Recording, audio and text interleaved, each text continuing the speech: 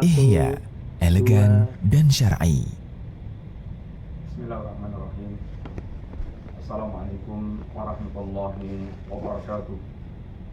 Innalhamdulillah, wassalatu wassalamu ala rasulillah wa ala alihi wa ashabihi wa mawalah, wa la hawla wa la quwata illa billah, amma ba'du. Alhamdulillah, para bapak dan para ibu, para pemirsa kaum muslimin rahimani wa rahimakumullah. Insyaallah kita kembali melanjutkan pembahasan kita dari kitab Al-Aqidah Al-Wasithiyah. Pembahasan yang mengantarkan kita untuk memahami pokok-pokok akidah Ahlussunnah wal Jamaah. Kita telah menyelesaikan pembahasan tentang al-imanu billah, khususnya berkaitan dengan iman terhadap sifat-sifat Allah Subhanahu wa taala. Telah kita lalui beberapa pembahasan ayat-ayat tentang sifat dan hadis-hadis tentang sifat. Kemudian beliau membawakan beberapa pokok pembahasan akidah Ahlussunnah yang lainnya. Di antaranya adalah tentang wasithiyah, sikap tengah Ahlussunnah wal Jamaah. Kemudian beliau menjelaskan, menegaskan kembali hubungan antara ma'iyatullah, kebersamaan Allah kepada para hambanya, dengan ketinggian Allah Subhanahu wa taala, yang sama sekali tidak ada pertentangan antara kebersamaan Allah dengan ketinggian Allah Subhanahu wa taala. Dan pembahasan kita sore hari ini masih mirip dengan pembahasan penegasan antara ma'iyatullah dengan ketinggian Allah taala, Allah. Pembahasan kita adalah fasal fi qurbillahi ta'ala wa ijabati, wa anna dhalika la yunafi muluwahu wa fawqiyatuhu. Pembahasan tentang qurbillah, kedekatan Allah Subhanahu wa taala, wa ijabati, dan pengijabahan Allah terhadap doa-doa para hamba, bahwa kedekatan Allah yang mengabulkan doa-doa hamba ini, wa anna dzalika la yunafi uluwahu wa fawqiyatahu, tidak bertentangan dengan uluwullah, ketinggian Allah, dan fauqiyahnya Allah taala. Akidah ini beliau tegaskan kembali untuk menepis orang-orang yang mereka salah paham bahwa kedekatan Allah kepada hambanya itu bertentangan dengan ketinggian Allah Subhanahu wa taala. Bahwasanya kedekatan Allah kepada hambanya itu dianggap bertentangan dengan ketinggian Allah Subhanahu wa taala. Sehingga mereka mengingkari ketinggian Allah dan melahirkan akidah baru. Allah di mana-mana, Allah di setiap hatinya para hamba. Ini semuanya akidah yang sesat. Allah di mana-mana tentu adalah makna yang batil. Allah di selokan, Allah di comberan, Allah di WC, Allah di tempat-tempat kotor, Allah di mana-mana. Dan juga ini melazimkan ta'adudnya, berbilangnya Allah Ta'ala, Allah di mana-mana. Atau tajazza, Allah terbagi-bagi, terpotong-potong. Ini kebatilan. Atau juga melahirkan akidah hululiyah. Ini Allah, ini bersatunya Allah dengan makhluk. Ini semuanya merupakan akidah yang sangat batil. Adapun Ahlussunnah wal Jamaah, Salafiyah, mereka meyakini bersama dengan kedekatan Allah kepada para hambanya, Allah istiwa di atas arsy-Nya. Allah fawqas sama. In Allah fis sama ay fawqas sama. Ini akidah yang beliau ingin tegaskan kembali, supaya benar-benar melekat di hati setiap hamba, dan ini akan sangat berdampak pula dalam kehidupan harian dia. Beliau diantaranya yaitu mengatakan, wa qad dakhala fi dzalik al-imanu bi annahu qaribun min khalqi mujibun li ibadih, mujibun. Di antara pembahasan yang berkaitan dengan iman kepada Allah Subhanahu wa taala yang mesti kita imani tentang Allah pula adalah akidah al-iman bi annahu qaribun min khalqi mujibun, beriman bahwasanya Allah itu dekat dengan para hambanya dan mengabulkan doa-doa yakni para hambanya, mengabulkan doa-doa para hambanya. Bersama dengan ketinggian Allah di atas arsy, Allah istiwa di atas arsy, Allah fawqas sama. Wa dalilu dzalika qaulu ta'ala, adapun dalilnya adalah firman Allah Subhanahu wa taala, wa idza sa'alaka ibadi anni fa inni qaribun ujibu da'watad da'i idza da'an.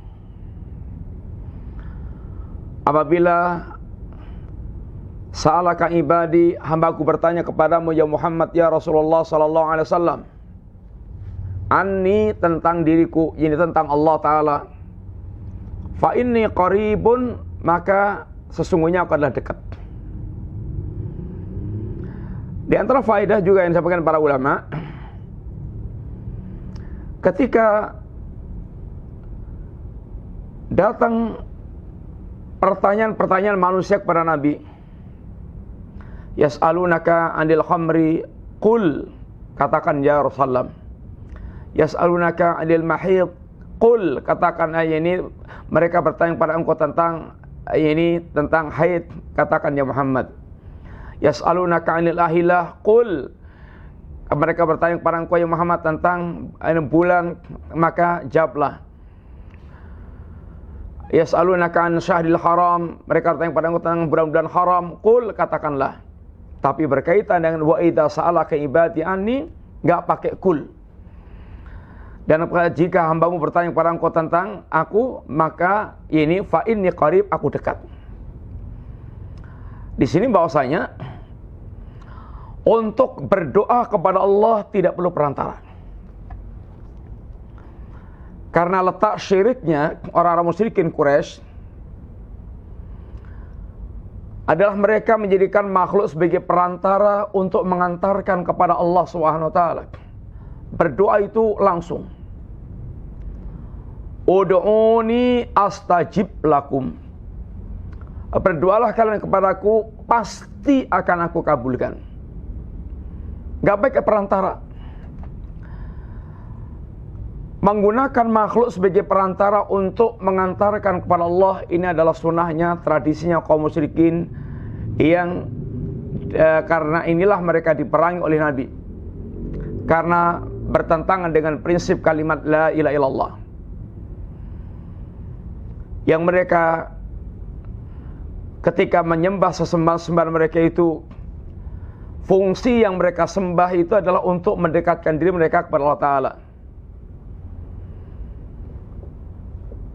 Yang Allah katakan, walladzina takhadhu min dunihi awliya'a ma na'buduhum illa liqarribuna ila Allahi zulfa. Orang-orang yang mereka menjadikan selain Allah sebagai sembahan-sembahan, maka yang mereka sembah itu statusnya adalah Apa tujuan yang mereka tegaskan? Ma na'budum illa liyuqarribuna ila yusulfa. Tidaklah kami beribadah menyembah kepada para sembahan kami ini kecuali semata-mata dalam rangka mendekatkan diri kami kepada Allah Subhanahu wa taala. Adapun tauhid mengajarkan berdoa kepada Allah tanpa perantara. Langsung. Ud'uni astajib lakum. Berdoalah kalian kepadaku akan aku kabulkan. Berdoalah kalian kepadaku akan aku kabulkan. Ini kalau dalam ayat ini, fa inni qarib ujibu da'wata da'i idza da'an. Aku akan kabulkan doanya orang berdoa ketika dia berdoa. Jika dia berdoa. Pengkabulan doa itu sebuah kepastian. Sebuah kepastian. Yang Rasul kita yang mulia sallallahu alaihi wasallam tegaskan, ma min muslimin yad'u bi da'watin, tidaklah seorang muslim dia berdoa dengan sebuah doa, malaysa fi ismun wala qati'atur rahim, selama tidak ada unsur dosa dan memutuskan silaturahim, illa a'tallahu bihda thalath. Allah akan berikan pada dia satu di antara tiga perkara. Yang pertama, imma ayu ajjala lahu da'watahu. Allah akan segerakan pengkabulan doa yang dia inginkan. Dikontan oleh Allah di dunia ini. Tentu dengan cara Allah Ta'ala. Allah berikan apa yang dia inginkan. Yang kedua, wa imma ayudakhiraha, atau akan menjadi simpanan kelak dari kiamat. Dan ini sebuah kemuliaan juga. Karena semua yang kita dapatkan di dunia akan lenyap. Ma indakum yanfad wa ma indallahi baqin. Adapun yang di sisi Allah akan kekal. Apabila permintaan kita dijadikan simpanan di hari kiamat kelak, sesuatu yang sangat ini agung nilainya. Wa imma ayusrafanhu minasu'i mislah, atau dipalingkan seseorang dari keburukan yang semisal apa yang dia minta.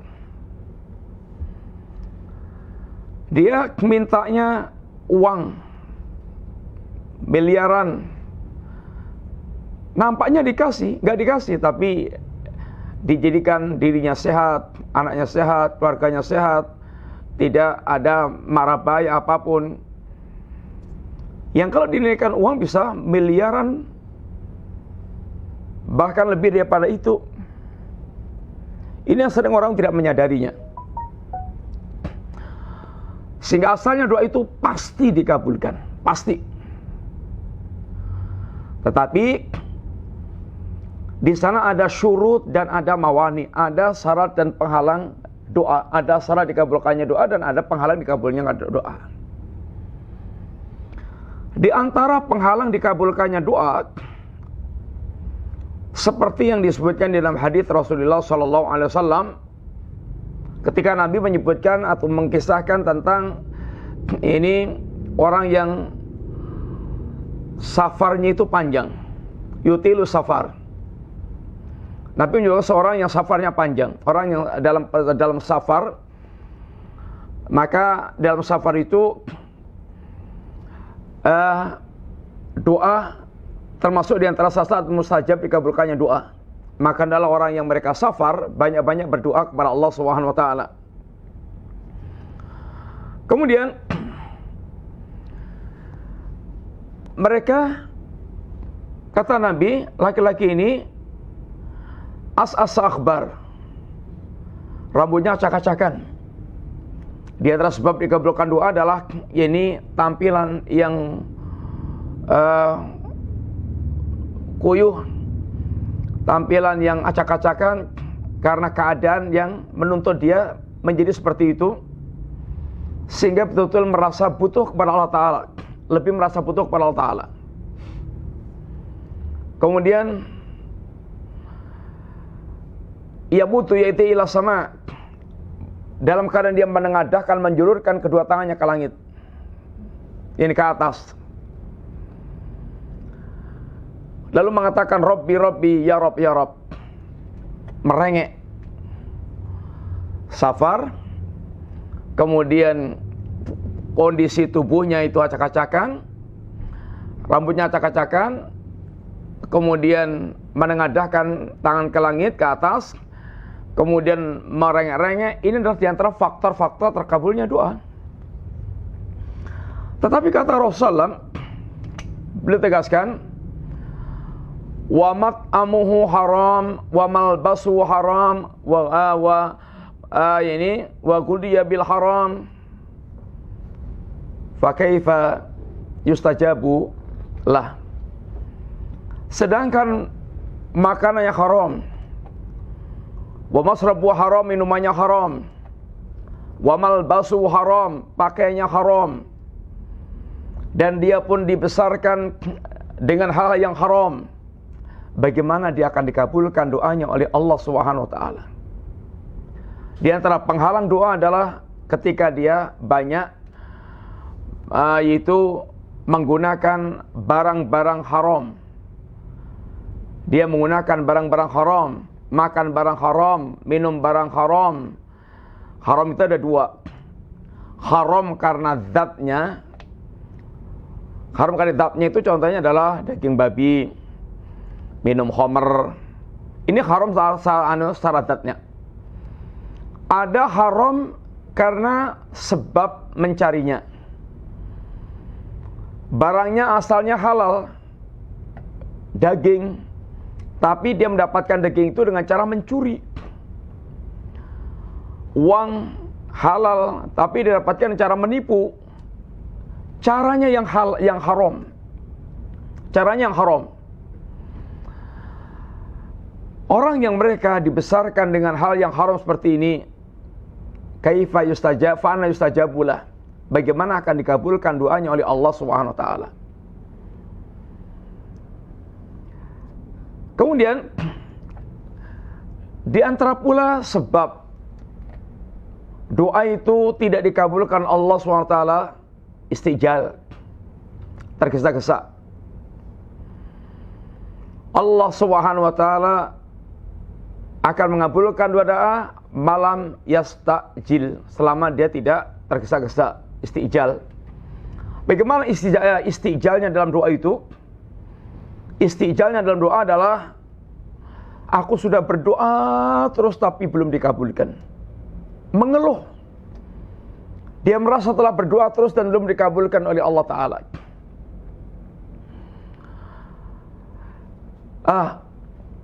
Doa ini adalah ibadah. Kata Allah, kata Nabi, ad-du'a'u huwal ibadah. Doa itu ibadah. Anda berdoa kepada Allah, ini statusnya ibadah. Beribadah kepada Allah Ta'ala.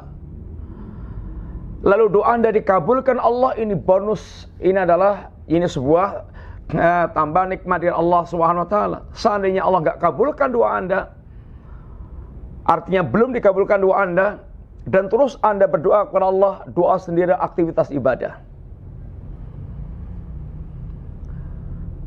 Istijal dalam doa itu termasuk di antara penghalang ini doa. Demikian pula di antara penghalang doa adalah seperti yang disebutkan oleh seorang salaf, di mana ini Ibrahim bin Adham pernah ditanya oleh seorang berkaitan dengan doa yang tidak segera dikabulkan Allah atau yang tidak dikabulkan Allah Ta'ala. Kata Ibrahim bin Adham, ada 10 perkara katanya. 1, Anda bilang mengenal Allah tetapi Anda tidak menunaikan hak-haknya Allah Ta'ala. Anda katanya mengenal Allah tetapi Anda tidak menunaikan hak-haknya Allah. Yang kedua, Anda bilang mengaku mencintai Rasulullah SAW, tapi Anda tinggalkan sunnah beliau. Anda tinggalkan sunnah Rasulullah SAW.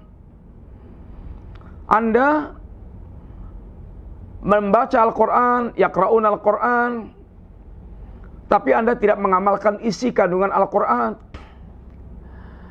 Yang keempat, Anda menikmati rezeki Allah, tapi Anda tidak menunaikan hak syukurnya rezeki yang Allah berikan. Yang kelima, Anda setiap bangun tidur sibuk dengan aibnya orang dan lupa dengan aibnya sendiri. Yang keenam, Anda katakan bahwa syaitan itu musuh, akan tapi Anda justru mengikuti langkah syaitan, mengikuti mentaati syaitan. Yang ketujuh, Anda mengatakan bahwasanya kematian itu hak, tetapi Anda tidak mempersiapkan untuk hari kematian Anda. Anda mengatakan bahwa surga itu hak, tapi Anda tidak segera menunaikan sebab yang mengantarkan ke surga. Yang kesembilan, kata Anda neraka itu hak, tapi Anda tidak lari dengan menjauhi amalan-amalan yang akan mengantarkan ke neraka. Dan yang kesepuluh, Anda saling menguburkan mayat, tapi nggak saling mengambil pelajaran di antara kalian. Ini 10 hal yang bisa menghalangi terkabulnya doa seorang mengenal Allah tapi tidak menunaikan hak Allah Ta'ala. Hak Allah adalah hak Allah Ta'ala adalah diwujudkannya tauhid. Haqullahi 'alal ibad, haknya Allah kepada para hamba adalah ayyabuduhu wa la yusyriku bi syai'an. Allah disembah tanpa disekutukannya sama sekali. Anda bilang mencintai Rasul tapi tidak menghidupkan sunnahnya. Cinta Rasul, bahkan dibuat nyanyian, dibuat slogan-slogan, tapi tidak mengenal sunnah Rasulnya dan tidak menghidupkan sunnah Rasulnya. Yang hidupkan malah sunnahnya orang kafir, musyrik, munafik, ahli maksiat. Anda bilang bahwasanya Anda membaca Al-Quran, tapi Anda tidak mengamalkan isi kandungannya. Quran kita baca, kadang bisa berjuz-juz atau khatam Quran berulang kali, tetapi tidak menunaikan isi kandungan Al-Quran. Anda menikmati rezeki Allah, tapi Anda tidak menunaikan hak syukurnya pemberian rezeki tersebut, sehingga malah dipakai untuk kufur kepada Allah, durhaka kepada Allah Subhanahu wa taala. Anda yaitu setiap bangun hanya disibukkan dengan aib orang, bicara tentang aibnya orang, dan Anda bahkan lupa dengan aibnya sendiri. Orang yang paling mulia adalah orang yang paling mengenal aibnya sendiri, sehingga dia banyak bersih-bersih diri agar bersih dari kotoran-kotoran yang melekat. Dan banyak orang mereka terlena, terlupakan bahwa dia memiliki aib-aib, memiliki borok-borok yang mesti diobati dan dibersihkan. Yang keenam, Anda mengatakan syaitan itu musuh Anda, tapi Anda malah mengikuti jalannya syaitan. Bahkan mencari-cari jalan syaitan, menghindari jalan Allah SWT. Ditunjukkan jalan Allah nggak diikuti, malah mencari jalan syaitan, padahal mengatakan syaitan adalah musuhnya. Yang ketujuh, Anda katakan bahwa kematian itu hak, benar, tapi Anda tidak pernah bersiap-siap untuk menghadapi kematian. Padahal kata Nabi, al-kayyisu man dana nafsahu wa amila lima ba'da mauti. Orang yang cerdas adalah orang yang mereka senantiasa melakukan muhasabah diri, menahan hawa nafsunya, dan dia senantiasa mempersiapkan amal untuk menghadapi hari-hari setelah kematiannya. Ini orang yang cerdas. Sehingga orang yang mereka meyakini mati tidak mempersiapkan hari untuk kematiannya, ini kebodohan. Anda bilang surga itu benar, tapi Anda tidak lari, Anda tidak segera mengejar dengan amalan yang memasukkan ke surga. Anda bilang neraka itu benar, tapi Anda tidak segera lari dengan meninggalkan amal yang mengantarkan ke neraka. Anda saling menguburkan mayat, tapi Anda tidak saling mengambil pelajaran dalam penguburan mayat. Sehingga seakan-akan dia tidak akan mengalami kematian seperti yang dia lihat. Padahal telah banyak orang mereka mati. Para pemirsa yang rahmati Allah SWT, Allah asalnya akan mengabulkan setiap doa. Ujibu da'wata da'i dada'an. Allah Subhanahu wa taala qaribun, ini dekat. Di sini kedekatan sini, kedekatan yang melazimkan pengabulan doa dan pemberian pahala. Doa itu ada dua, doaul mas'alah dan doaul ibadah. Doa yang berkaitan dengan masalah permohonan permintaan yang kita ajukan kepada Allah SWT, maka bentuk kedekatan Allah dengan orang berdoa ini adalah mengabulkan doa.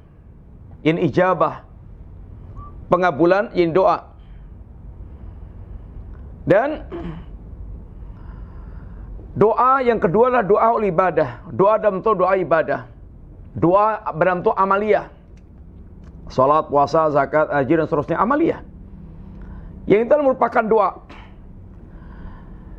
Kedekatan Allah dengan orang seperti ini adalah al-ithabah, yaitu Allah akan memberikan pahala kepada orang yang mereka melakukan amal-amal ketaatan kepada Allah Subhanahu wa taala. Kemudian para ulama juga membicarakan ketika bicara tentang qurbullah, kedekatan Allah, itu seperti pembicaraan tentang ma'iyatullah. Ada ma'iyatullah yang ammah, ada ma'iyatullah yang khasah. Ma'iyatullah yang ammah, ini kedekatan Allah dengan para hamba-Nya, peliputan Allah. Peliputan Allah Subhanahu wa taala. Sebagaimana Allah ini terangkan ketika menjelaskan tentang manusia secara umum, walaqad khalaqnal insana wa na'lamu ma tuwassu bi nafsuhu wa nahnu aqrabu ilaihi min hablil warid. Dan aku ciptakan manusia dan aku tahu apa yang menjadi bisikan-bisikan jiwa manusia. Wa nahnu aqrabu ilaihi min hablil warid. Dan kami mengetahui dan kami lebih dekat kepada manusia dibandingkan dengan urat leher mereka. Ini kedekatan di sini adalah diantaranya liputan ilmu Allah. Wa na'lamu ma tuwaswisu bi nafsuh. Peliputan Allah dengan ilmu Allah. Allah mengetahui segala yang dilakukan oleh para hamba Allah. Ini kedekatan umum. Kedekatan sifatnya umum. Kedekatan khusus, ini kedekatan yang bermakna tadi, kedekatan yang bermakna ijabatud doa, pengkabulan doa, dan kedekatan yaitu dengan makna pemberian pahala Allah kepada orang-orang yang mereka beramal. Ini kedekatan yang khusus. Lalu Syekh mengatakan di sini, kama jama'a baina dzalika fi qawlihi, sebagaimana Allah menggabungkan antara ketinggian Allah Subhanahu wa taala di atas arsy dan kedekatan Allah Subhanahu wa taala kepada para hambanya. Wa idza sa'alaka ibadi anni, kalau dan sebagaimana Allah menggabungkan antara kedekatan Allah dengan pengkabulan doa. Ini adalah penjelasan tentang ini makna kedekatan Allah itu dengan pengkabulan doa. Sebagaimana dijelaskan dalam ayat, wa idza sa'alaka ibadi anni fa inni qaribun. Apabila hambaku bertanya kepada engkau tentang diriku, maka ini sungguhnya aku adalah dekat. Ujibu da'watad da'i dada'an, akan aku kabulkan doanya orang berdoa ketika dia berdoa. Ini kedekatan bermakna yaitu pengkabulan doa. Innalladzi tad'unahu aqrabu ila ahadikum min unuki rahilatih. Sesungguhnya zat yang kamu seru itu Allah Ta'ala itu lebih dekat kepada kalian dibandingkan dengan ini leher kendaraannya. Dan telah kita sampaikan pada pembahasan yang kemarin, ini kedekatan Allah SWT yang berkaitan kedekatan rububiyah, ada kedekatan yang yaitu amah, ada kedekatan yang khasa yang ini khusus. Lalu beliau mengatakan, wa ma dzikra fil kitab was sunnah, dan apa yang disebutkan dalam kitab dan sunnah min qurbihi wa ma'iyatihi la yunafi ma dzukira min uluwihi wa fawqiyatihi, sebagaimana disebutkan dalam Quran dan sunnah bahasanya yang berkaitan dengan kedekatan Allah dan ma'iyatullah, penyebutan tentang kedekatan Allah dan kebersamaan Allah, la yunafi, tidak saling menafikan, tidak menafikan apa yang madzukira min uluwihi wa fawqiyatihi, dengan apa yang telah disebutkan Allah tentang ketinggian Allah dan ini fawqiyah, yang ketinggian. Gak bertentangan antara kedekatan Allah dengan ketinggian Allah Ta'ala. Fa inna subhanahu la laysa kamitslihi syai' fi jami'i nu'utihi, karena Allah SWT tidak serupa dengan apapun dalam segala sifatnya. Wa huwa aliyun fi dunuwi, dia adalah aliyun, tinggi, fi dunuwihi, dalam kedekatannya, qaribun fi uluwihi, dan dekat dalam ketinggiannya. Ini ungkapan Syekhul Islam yang sangat indah. Wa aliyun fi dunuwihi, Allah tinggi dalam kedekatannya, qaribun fi uluwihi, dan dekat dalam ketinggiannya. Inilah ungkapan Syekhul Islam untuk senantiasa supaya akidah ini adalah betul-betul mencekat, kuat, melengket dalam hatinya seorang mukmin. Allah Subhanahu wa taala aliyun fi dunuwi, Allah tinggi dalam kedekatannya, wa qaribun fi uluwihi, Allah dekat dalam ketinggiannya. Ini adalah apa yang disebutkan oleh Allah Subhanahu wa taala, oleh beliau yang menjelaskan tentang yaitu penggabungan antara ketinggian Allah dengan qurbullah, ini kedekatan Allah SWT. Termasuk yang disebutkan tentang kedekatan Allah saat para hamba ini mereka dalam kondisi ini sujud kepada Allah SWT, yang disebutkan di dalam hadis Rasulullah SAW. Di antara Nabi bersabda,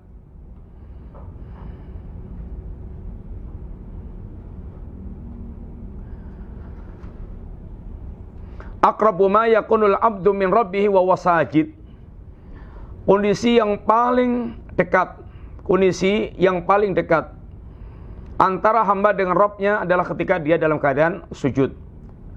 Kondisi yang paling dekat antara hamba dengan Rabbnya adalah saat ketika dia dalam keadaan yaitu sujud. Ini kondisi yang paling dekat.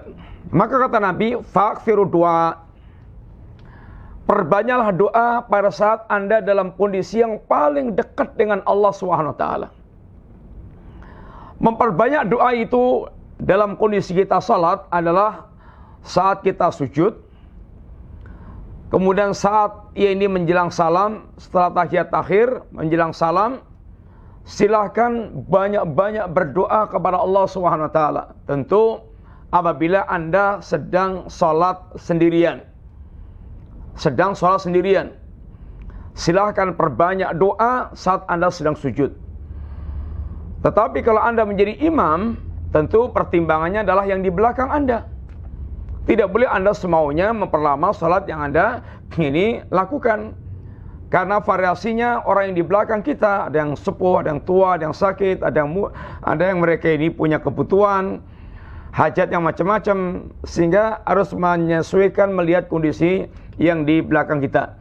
Tapi kalau kita sholat sendirian, ketahuilah bahasanya kondisi yang paling dekatnya hamba dengan Allah saat dia sujud, berdoalah kepada Allah Ta'ala saat Anda sedang dalam keadaan sujud.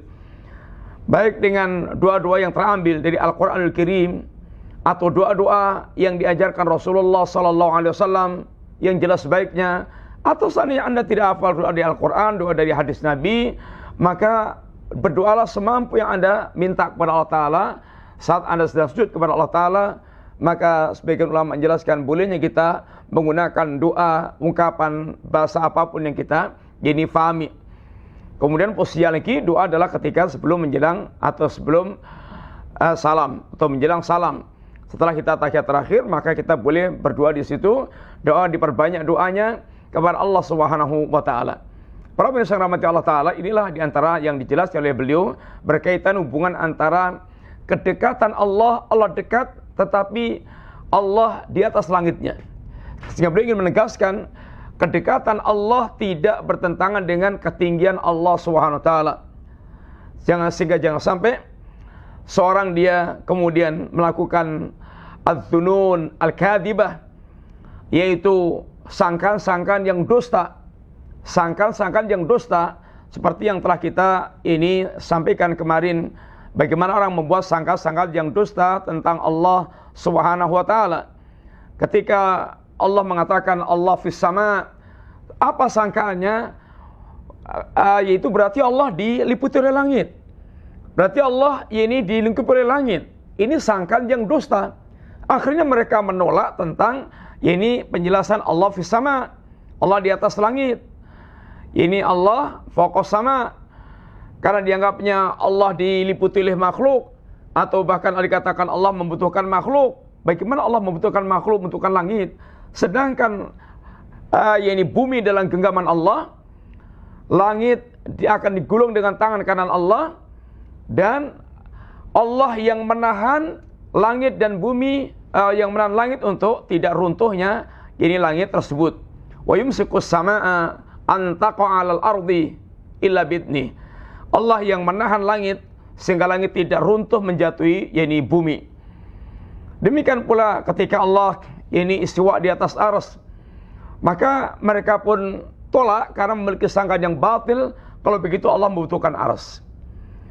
Ketika Allah Subhanahu wa Ta'ala turun ke langit dunia, lalu mereka punya sangkaan, ya ini berarti kalau begitu arsy-nya Allah komplang, maka nggak mungkin Allah yang turun ke langit dunia. Ini sangkaan-sangkaan yang dusta semuanya. Pembicaraan itu asalnya difahami dengan hakiki, dengan hakikat pembicaraannya itu. Asal pembicaraan adalah hakiki. Asal perkataan adalah hakiki. Itu difahami seperti yang diucapkannya itu. Asal perkataan bukan majas. Bukan majas. Saya melihat singa. Itu orang fahaminya melihat singa. Kalam itu asalnya hakiki, difahami dengan apa yang diucapkan itu. Oh, bukan maksudnya itu adalah saya melihat tetangga saya yang hebat, yang kuat. Itu namanya itu namanya majas, ungkapan majas. Itu digunakan pada kondisi tertentu ketika ada qarinah. Oh, maksudnya bukan dia melihat singa yang sebetulnya, tapi melihat yaitu orang yang memiliki kekuatannya kayak singa. Tapi asalnya perkataan itu difahami dengan ini hakikat perkataan tersebut. Atau ini asalnya perkataan adalah perkataan hakiki yang seperti diucapkannya itu. Maka semua perkataan Allah pula asalnya difahami sebagaimana ini hakikat perkataan itu. Allah punya tangan, Allah turun, Allah ini istiwa, kemudian Allah tertawa. Ini semuanya difahami sebagaimana maknanya tersebut. Yang kita faham tentang maknanya. Tetapi kita tidak boleh menyerupakan Allah dengan makhluk, karena Allah laisa kamitslihi syai'. Allah enggak serupa dengan apapun. Dan kita tidak pula boleh menghayalkan atau menggambarkan bagaimananya, karena kita tidak melihat zatnya Allah, sehingga kita tidak pula bisa menggambarkan sifatnya Allah Subhanahu wa Ta'ala. Dan tidak boleh kita mentahrif kecuali ada qarinah yang mengantarkan kepada tafsiran yang diinginkannya. Ketika orang mereka kemudian menggunakan logikanya masing-masing, maka lihatlah ada model Jahmiyah, ada model Mu'tazilah, ada model Maturidiyah, Kulabiyah, Asy'ariyah, yang semuanya mereka ini kembalinya kepada akal mereka, menghasilkan berbagai macam ini pendapat yang bermacam-macam, yang berbeda-beda. Adapun Ahlussunnah mengimaninya seperti ini ungkapan dalam nas yang ada. Karena Allah bicara dengan ilmunya, anzalau bi ilmillah, Allah turunkan pembicaraan Allah itu dengan ilmu Allah. Artinya pembicaraan Allah itu betul-betul sesuai dengan kenyataan. Ini ilmu itu ini mengetahui satu sebagaimana hakikatnya, bukan dengan kebodohannya. Allah bicara dengan sejujurnya, tidak ada kedustaan. Allah bicara dengan ungkapan yang terbaik. Ini semuanya Allah tegaskan pada kita. Wa man asdaqu minallahi qila wa man ahsanu minallahi haditha. Sehingga orang yang mereka melakukan tahrif, melakukan berbagai macam penyimpangan makna, itu namanya, itulah yang dikatakan dzunun al-kadzibah. Az-dzunun al-kadzibah, sangkan-sangkan yang dusta, sebagaimana kata Syekhul Islam Ibnu Taimiyah ini ketika menjelaskan hal ini. Inilah yang kita sampaikan pada surah ini. Beliau ingin kembali menegaskan pada kita tentang hubungan antara kedekatan Allah dengan hambanya, yang tidak menafikan dengan ketinggian Allah di atas arsy-Nya. Inilah yang dijelaskan oleh Allah kepada kita sekalian, sehingga akan memberikan faedah, ini menyemangati kita. Ketika kita ini berdoa, maka kita akan semangat berdoa. Allah dekat, Allah mendengar, Allah akan mengabulkan. Walaupun Allah di atas langit sana, Allah meliputi semua kepada kita semuanya. Akan tapi kalau orang mengingkari tentang ini, maka bagaimana dia akan punya roh semangat dalam berdoa, dalam ini merindukan Allah Subhanahu wa taala. Semoga Allah memberikan taufik kepada kita sehingga senantiasa kita di atas akidah Ahlussunnah wal Jamaah, istiqamah sampai kita kembali kepada Allah dalam keadaan husnul khatimah, tidak menyimpang dari rel yang lurus dari akidah Ahlussunnah wal Jamaah salafiyah, akidahnya Nabi dan para sahabat radhiyallahu anhum jami'an, dan akidahnya para imam-imam Ahlussunnah, imam yang 4 dan imam-imam kaum muslimin yang mereka berada di atas akidahnya para sahabat Nabi radhiyallahu alaihim jami'an. Semoga manfaat. Kalau minta maaf, ada pertanyaan? Bismillah. Assalamualaikum warahmatullahi wabarakatuh. Waalaikumsalam warahmatullahi wabarakatuh. Izin bertanya Ustadz, apa hukum mengucapkan Ramadan Karim? Apakah kalimat tersebut benar atau keliru? Ramadan Karim, ya secara bahasa, ya benar-benar aja Ramadan yang mulia. Ramadan yang mulia. Ramadan yang penuh dengan kemuliaan yang disediakan Allah Subhanahu wa taala di dalamnya. Ungkapan boleh syahrul Ramadan atau ungkapan Ramadan saja, ini ungkapan dari Allah Ta'ala shawab, ungkapan yang tidak keliru, ungkapan yang benar aja. Baik, jazakallahu khairan Ustaz atas jawabannya. Pertanyaan berikutnya Ustaz, apakah hadis qudsi ini sahih Ustaz, yang berbunyi Allah berfirman, siapa saja yang tidak sabar terhadap keputusan dan takdirku, maka hendaklah mencari Tuhan selain aku? Wallahu ta'ala bisawab tentang ini hadis tersebut, apakah sahih atau tidaknya, yang jelas ini Allah menghendaki kita untuk ini bersabar dengan takdir Allah Subhanahu wa taala. Sekian ayatnya sangat banyak, sekian hadisnya sangat banyak, utama berkaitan masalah kesabaran, tapi berkaitan dengan lafaz hadis tersebut, wallahu taala alam bisawab. Cukup Ustaz. Ya, semoga manfaat bagi sekalian. Kita tukang segini di sini. Insyaallah kita lanjutkan pembahasan yang akan datang bismillah. Insyaallah pembahasan kita berikutnya adalah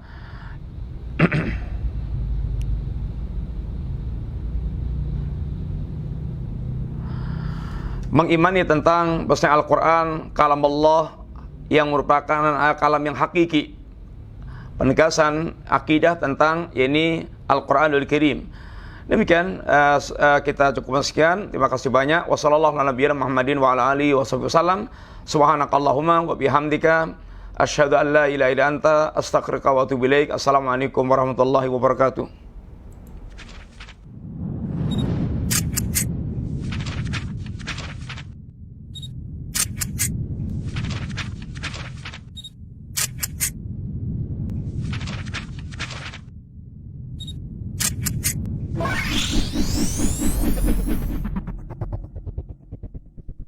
Ihya, elegan dan syar'i.